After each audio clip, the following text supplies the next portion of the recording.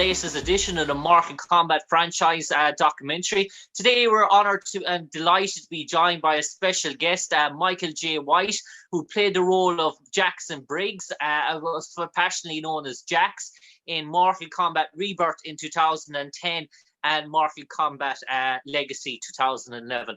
I suppose, Michael, I'm going to start off by asking you what I ask most of the people I've interviewed so far in terms of Mortal Kombat. Growing up maybe in the early 90s, back a long time ago when you were sort of in your early adolescence, were you very much an arcade lover? Did you play the games, the Mortal Kombat, the Street Fighter in the arcades? And what were your early memories of that? Yeah, I used to play in the arcades for a while.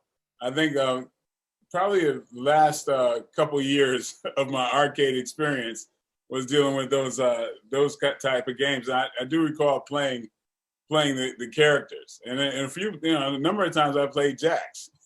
Okay. And Michael, in terms of that, I suppose the two big iconic fighting games of the time were Street Fighter and Mortal Kombat, as we were two big, massive franchises. Street Fighter was Capcom, and Mortal Kombat obviously was later became under NetherRealms. But starting off, it was a sort of a big sort of fighting sort of franchise. And while Mortal Kombat made the transition into the big screens in terms of its movies, its blockbuster movie in 1995. Street Fighter, sadly, it tried that sort of industry and it didn't have much of the success story that Mortal Kombat had. Do you remember seeing the original Mortal Kombat movie back in 1995? And what were your memories of that? Well, I have very strong memories of that because I was cast in that movie. Okay. And for the 1995 movie, I was supposed to play Jax in that movie. Okay, wow, that's a revelation. But at the time, I was cast as Mike Tyson in a movie that was shooting at the same time. Okay. And then when the next Mortal Kombat movie came up, I was then again cast as Jax. Okay. But it shot at the same time as Spawn, and I had to do Spawn instead. So it was like the craziest thing. Two times I was supposed to play Jax. I couldn't because of other commitments. Yeah, and I suppose, Michael, you mentioned that the other commitment, obviously Mike Tyson, a blockbuster movie, but the Mortal Kombat movie in 1995 went down to rave reviews.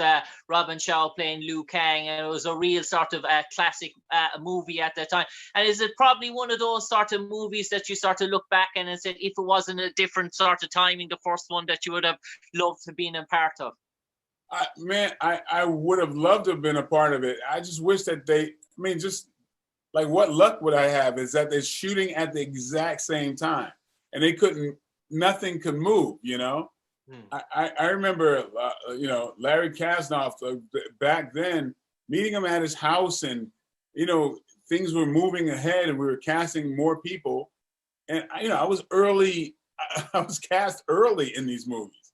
Okay. And had to watch them just go on without me. And I suppose, Michael, in terms of that, so you mentioned the Mortal Kombat movie in 1995 and Mortal Kombat movie Annihilation, the sequel, probably didn't go down to as much rave reviews as the sort of first movie. Did you always, since then, did you feel maybe after Mortal Kombat Annihilation, look, there'll be another one, there'll be another sort of movie maybe in 2 or 3 years' time and stuff like that, and I'll get to play that role of Jax. Did you ever think maybe that it wouldn't be until 2021 coming next February or March that we'd be looking at the next Mortal Kombat movie? Well, I really didn't have any thought, with this business, it changes so much and there's so many other things that, be focusing on. I only focus on the things that I can control. Of course, I always hope to be able to play Jax in a full movie. You get that chance, but I ended up doing it in another realm. So, finally I got a chance to play though short, I got a chance to play the character, and which was fine with me. And I suppose, Michael, in terms of that, in terms of Mortal Kombat Rebirth and Mortal Kombat Legacy, the web series.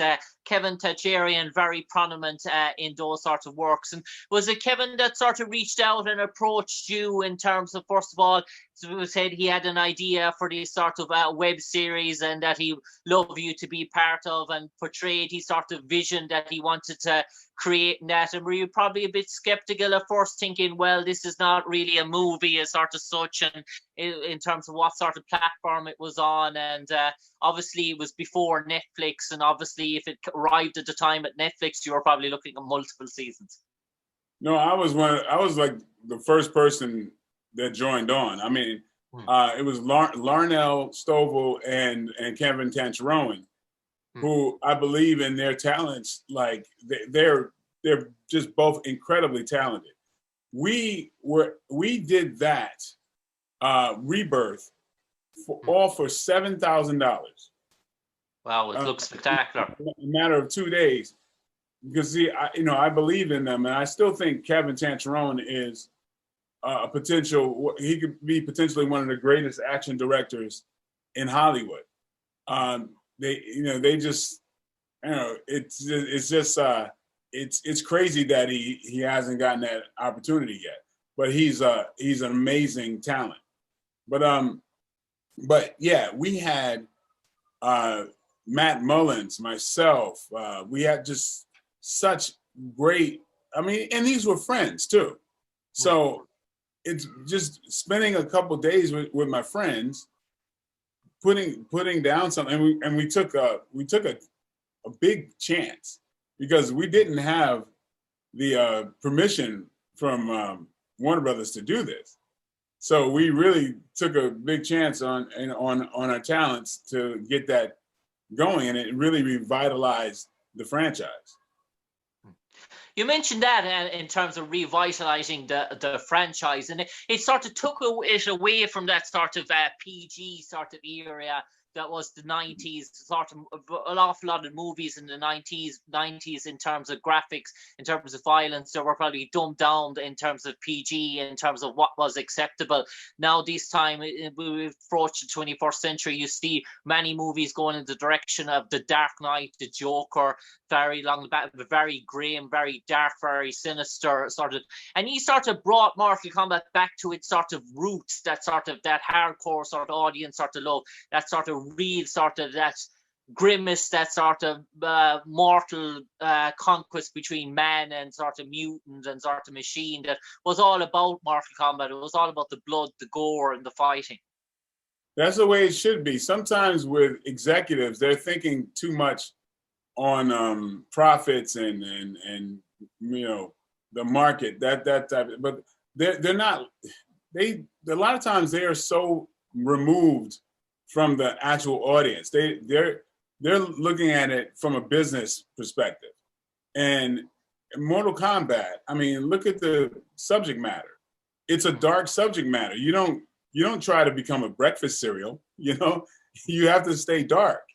And so that's how, our frustration was, that we wanted to put something out there. Since we were representative of the fan base, we wanted to put something that we knew the fans would like to see. And so that's why we took that chance, and that's why Rebirth happened. And in terms of the character, in terms of Jax, when you got the sort of script, what did you obviously you know what the character was like in the sort of fighting games and in terms of previous movies. Obviously you wanted to put your own sort of twist, and the ideas yourself and Kevin had for him in terms of this web series. What was your sort of thinking behind what you wanted Jax to be portrayed as? Well, since it was like really wide open how we wanted to do it. In the game, it really doesn't dignify his personality, like signify who he is. But as this Jackson Briggs as a police captain, this was a wide open space, and so I played the character as I would play a police captain. And I suppose, Michael, in terms of Mortal Kombat, in terms of its global fan base, in terms of its huge sort of video game fan base, millions and millions of copies sold all over the world, from Asia to Australia to Europe to Japan. It has a real die-core sort of audience, and it's probably one of the things that probably every 2 or 3 years there's more demands for more video games, demands for more series, just demands for more movies. To be involved in the sort of a franchise like that, do you almost feel a sense of pride? It seems that you played a character that has been around for 30 or 40 years now at this stage. Oh, absolutely. Yeah. I feel, what I like to bring to a character like that is, if, especially for the fans to support it as well. I always have a great deal of pride in being able to connect myself with something that's so iconic. And I suppose, Michael, in terms of Mortal Kombat, the sort of new Mortal Kombat movie that's projected to come out in January 2021, just listening to some of the interviews that some of the actors are supposed to be saying, it's supposed to make you grimace in terms of it's real action martial arts, but the real sense of horror is in this. There are some scenes that are visually disturbing as well. And do you think maybe that people are more acceptable to those sort of natures now, given the sort of the change that there is in the movie industry, that people like to see those sort of movies where it probably wouldn't have garnished such an audience back in 10 years ago in terms of its extreme violence would be deemed not cinema worthy? Well, I applaud that. I applaud them going all the way there. I think the martial arts can be depicted in several ways that it hasn't been depicted before. It's quite powerful, and to visually put it out there on the level of horror is something that I've always wanted to see done. And I suppose, Michael, you're probably one of the best martial artists in the world. In terms of working on, I know you've worked in many movies where sorts of special effects have been brought in terms of that. But tell me, how is it like as an actor trying to portray those martial arts special abilities in terms of freezing and stopping and choreographing scenes, in terms of where the videographers are putting in those special effects, those sort of powers that each actor does have in terms of that? You've experienced that.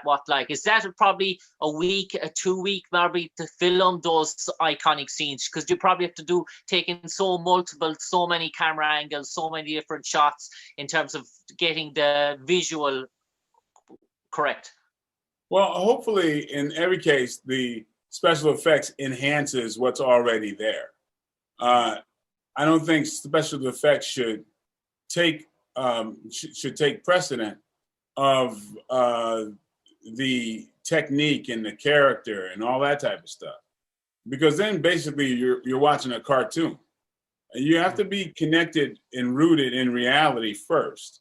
So special effects has its place, but hopefully it's subsequent to the primary action. I suppose, Michael, I don't know your own circumstances in terms of your own family, if you had a son or teenager boys or something, but in terms of family members, cousins, nephews, when they hear their uncle was in sort of Mortal Kombat, does it give them a great sense of pride and joy? Look, listen, my uncle, my dad was Jackson sort of Mortal Kombat. It's a game that's known everywhere, all over the world, villages, and every time it comes out in 2 or 3 years, every sort of teenage lad, they all want to play Mortal Kombat. They all have their special characters. And in terms of its graphics now, it's almost like an animated movie. I see there on YouTube, the animation, the cut scenes was like 3 hours, and it probably could stand alone in terms of its movie. It's so much background and detail have gone into these characters at this stage. Well, I mean, it's fun to have family members embrace my connection into this world. Of course, primarily I'm always going to be Spawn to a lot of people, So there that is. It's usually my uncle is Spawn, It's something I take great pride in being connected to.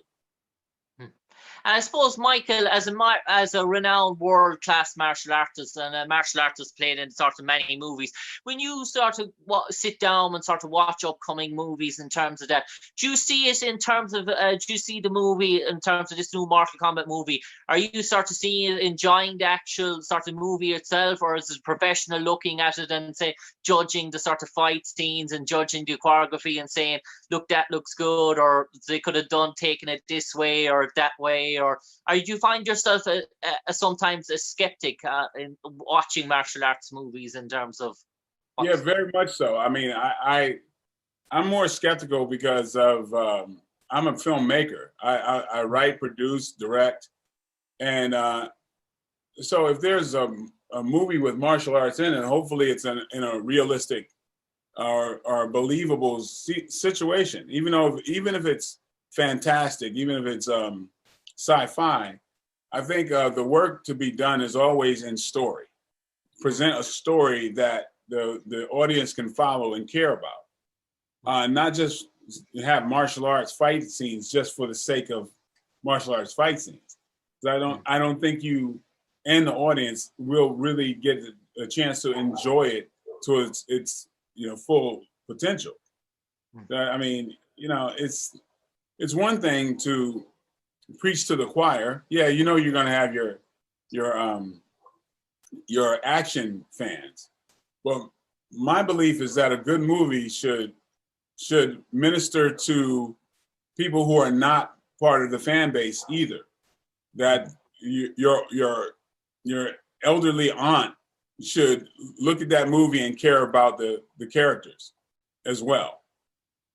And I suppose, Michael, in terms of when Mortal Kombat Legacy came out in 2011, obviously you missed that sort of the gravy train, which was probably Netflix in 2 or 3 years' time. It could have led to multiple seasons and stuff like that. Did you ever feel that maybe a relaunch maybe of the web series in terms of getting onto Netflix, growing that audience again? Obviously there was so much potential. You didn't really finish the story as such, so it is left to be untold really, as much. You could add another 1 or 2 seasons to that Mortal Kombat Legacy adventure easily enough. Well, there's a reason why we did it, and we put it in our own hands to do the revitalization, is that there is a chasm. There's a blatant disconnect between those who are controlling the big companies and the fan base. Big disconnect. So where I almost can't even, I'd be surprised if executives were, sharp enough to know what the fan base would be looking at, or would be sharp enough to be forward thinking enough to continue that possibility. I think what they were trying to do is, when we revitalized this, they were using that to bring attention to the Mortal Kombat game that was upcoming. Okay. And I think they dangled the possibility of a potential movie in front of us, but which never really happened because maybe that wasn't their ultimate goal. But yeah, it's when things happen that really forward thinking and really grab this niche audience. I'm always surprised if that's a decision that has come from the top. Usually that's something that's happened that's happened independently that the top joins on to. I suppose, Michael, in terms of Mortal Kombat sort of going forward as well, I know you're symbiotic in terms of the role, in terms of playing Jackson Briggs, but let's pretend another movie came down the sort of pipeline and you were offered to play maybe a ninja in terms of Scorpion or Sub-Zero behind the mask in terms of a Sector or a Cyrex. Would that sort of appeal to you as well, or you just feel that you have a familiarity to the sort of the Jax role and and that you could only see yourself portraying that sort of role, or would you be open to other characters within the franchise if the opportunity came about? It would all depend on the movie, the writing, and everything. Like I turned down a lot of things that I feel fall short in the storytelling element. I have a lot of my own projects, thankfully, that I'm focusing on. So if I were to do that, hopefully, I'm building an audience that, is kind of getting used to the fusion of drama and storytelling and action. So I want to continue in that brand. Yeah, and I suppose, Michael, lastly, before I let you go, in terms of Mortal Kombat through the decades, it has probably made the transition successfully from video games to the big screen in terms of TV series, where other franchises, as I said, the likes of Tekken tried in terms of 1 or 2 movies, it failed. Street Fighter tried once in terms of movie, sort of failed. Why do you think Mortal Kombat succeeded? Where those 2 big giants, Tekken, obviously backed by Namco, Street Fighter backed by Camco, they failed in terms of, and they haven't tried it again, while Mortal Kombat, it seems. Mortal Kombat's already built, there's a scope built into it. I feel like it's a scope, like it's got a bit more of the Enter the Dragon, and it's got a bit more of there's stakes. I think it's the Mortal Kombat story is a much more fleshed out story. So, that's my philosophy on things. It's really about a story, and the greatest action movies, the greatest movies, period, had the element of story on top of their action that really made them rise to the top. On that note, Michael Jai White, an absolute pleasure talking to you today.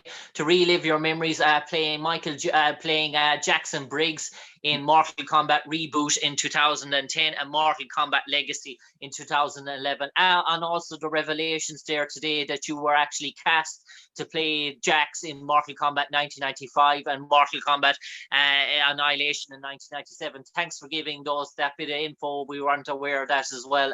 Michael, a pleasure as always talking to you. A busy time for you. We wish you and your loved ones all the prosperous Christmas and safe times in this pandemic sort of world, and hopefully 2021 will be a prosperous year for you. Cheers and best of luck, mate. You too. Thank you very much. Thank you. Fight.